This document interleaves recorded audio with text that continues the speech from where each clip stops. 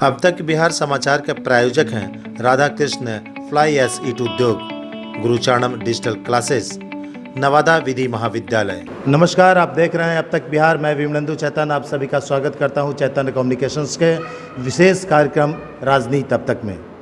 इस बार राजनीति अब तक में हम आपको मिलवा रहे हैं पूर्व सांसद हरि मांझी से। हरि मांझी इस बार भाजपा से प्रत्याशी हैं विधानसभा में। 2020 में इस बार इन्होंने फिर से अपनी मजबूत उपस्थिति दर्ज करते हुए हमारे साथ मौजूद हैं। चलिए सीधे शुरुआत करते हैं।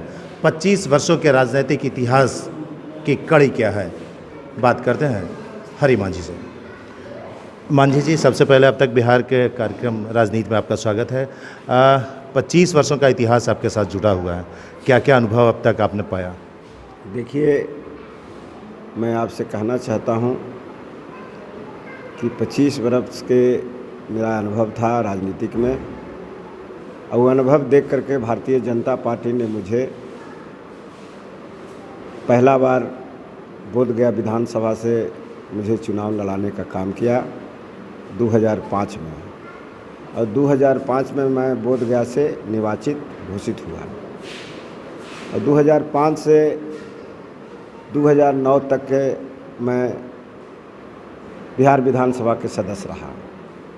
इसके बाद पार्लियामेंट के जब चुनाव हुआ तो हम अपना बड़े नेता से मैं संपर्क किया। संपर्क केला के बाद उन्हों से मैंने कहा कि आप गया सीट सुरक्षित है और भारतीय जनता पार्टी की कोटे में है, अगर मुझे आप इसको सिंपल दे देते हैं तो मैं आपको सुनिश्चित जीत निश्चित दूंगा। पार्टी ने मेरी बात को सुना और समझा और मुझे टिकट दिया, और 2009 में मैं गया लोकसभा से निर्वाचित हुआ, और मैं गया के जनता को मैं बहुत बहुत धन्यवाद देता हूं कि मुझे लोकसभा तक के रास्ता दिखाया। मैं पहला बार 2019 में लोकसभा का सदस्य बना। फिर जब लोकसभा का सदस्य 15वीं लोकसभा का जैसे ही समाप्त होती है, फिर दोबारा 16वीं लोकसभा प्रवेश करता है। वरिष्ठ अधिकारी के पास मैंने गया और अपना बातों को रखा कि मुझे 2 बार भारतीय जनता पार्टी ने टिकट दिया, उसका मैंने सिंपल वापस किया है। फिर अगर 2014 में हमको आप देते हैं 16वीं लोकसभा के लिए, तो फिर मैं आपको सिंपल ज़रूर मैं वापस करूँगा, और गया ज़िला के जनता मेरे साथ है, और गया ज़िला के जनता का मेरा आशीर्वाद मिलते गया, और फिर 16वीं लोकसभा में भी मैं निर्वाचित होकर के मैं लोकसभा का सदस्य बन गया। फिर जब 2019 में जब चुनाव हुई तो मुझे गठबंधन में सीट चला गया। गठबंधन में सीट चला गया तो वरिष्ठ अपना पदाधिकारियों से बोले, नेता से बोले कि ये परंपरा सीट थी, इसको नहीं जानी चाहिए थी। लेकिन स्थिति ऐसा हो गया था कि भारत देश में हम लोग का सरकार बनानी थी। सरकार का बहुत बड़ा ख्वाहिश था कि हम भारत के प्रधानमंत्री नरेंद्र मोदी का दोबारा हमने प्रधानमंत्री के रूप में देखना चाहते थे। तब अपना सीट परंपरा सीट को मुझे भाई के बंटवारे में देने पड़ गया, और पार्टी ने मेरा स्पष्ट आदेश दिया था कि मांझी जी आप धीरज रखिए, भारतीय जनता पार्टी ने आपके बारे में पार्टी सोचेगी, आपकी सोचनी नहीं है। मैंने कभी अपना बड़े नेता से कभी टिकट विधानसभा के बोधगया के मांगने भी नहीं गया हूँ, लेकिन जब पार्टी ने जब कहिए दिया था कि आप धीरज रखिए, आप गया लोकसभा सीट को, मेरी गठबंधन को जो भाई का सीट मिला है उसको आप निर्वाचित करके जिताने का काम करें।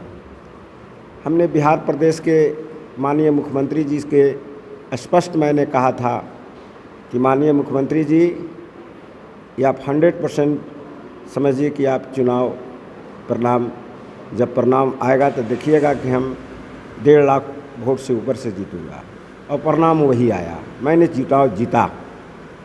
तो माननीय मुख्यमंत्री जी ने भी आश्वासन दिए थे कि मांझी जी आप स्पष्ट रहिए, आपको अगर चुनाव लड़ने की आवश्यकता होगा तो मैं ज़रूर लड़ाऊँगा। तो लेकिन जब मेरी पार्टी ने ही दे दिया तो फिर उनका से आवश्यकता लेने की कोई ज़रूरत नहीं पड़ी।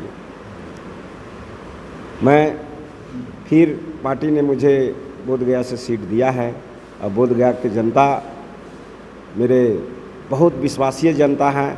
तो वहीं से मेरा राजनीतिक शुरू हुई थी, और राजनीतिक शुरू होने के बाद 2 दफ़े लोकसभा के लिए मैंने चुना गया। फिर मुझे 2020 में बोधगया का जनता का मुझे ज़रूर आशीर्वाद मिलेगा, यही मेरा कहना है।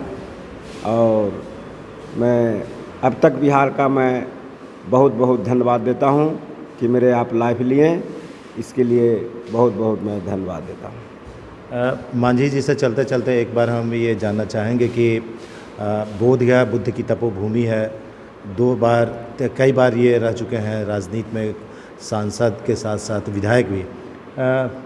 मांझी जी, क्या लगता है कि आने वाले वक्त में बोधगया का चेहरा किस रूप में बदलने का सपना है आपके पास? देखिए, बोधगया का बदलने के लिए मेरा भारत देश के प्रधानमंत्री नरेंद्र मोदी भी बार बार बोधगया के बारे में सोचते हैं, और बिहार प्रदेश के माननीय मुखिया नीतीश कुमार जी भी जब भी समस्या गया और बोधगया के आता है तो कभी आप देखे होंगे हर टीवी चैनल पर कि मेरा ठीक है, झारखंड तो अलग जरूर हो गया है, लेकिन हमारा बोधगया और राजगीर जरूर हमारे पास है। यहाँ देश विदेश के पर्यटक आते हैं, और उसी से विकास होगी और चरमुखी विकास होगी। अभी हम बात कर रहे थे श्री हरि मांझी से। बुद्ध की तपोभूमि इनके हाथों में है, यूँ कहें कि विश्व की लाज इन्हीं के हाथों में भाजपा ने सौंपी है। इन्होंने 25 वर्षों का अपना अनुभव इस बार बोधगया से आजमाएंगे। देखेंगे कि आने वाले वक्त में बोधगया की तस्वीर बदलने में हरि मांझी कितनी अहम भूमिका निभा पाते हैं। हम यहीं विराम लेते हैं। हरि मांझी जी, आपका भी बहुत बहुत धन्यवाद किया। धन्यवाद। चलिए फिर मिलेंगे अगले एपिसोड में, अपने अगले संस्करण में, राजनीति अब तक में एक कद्दावर और एक अनुभवी नेताओं के साथ। तब तक के लिए हमें और विकी को दीजिए इजाज़त। धन्यवाद। और अपने शहर की खबरों के साथ जुड़े रहने के लिए हमारे चैनल अब तक बिहार को सब्सक्राइब कर बेल आइकन जरूर दबाएं। अब तक बिहार, खबर वही जो अब तक दिखाए।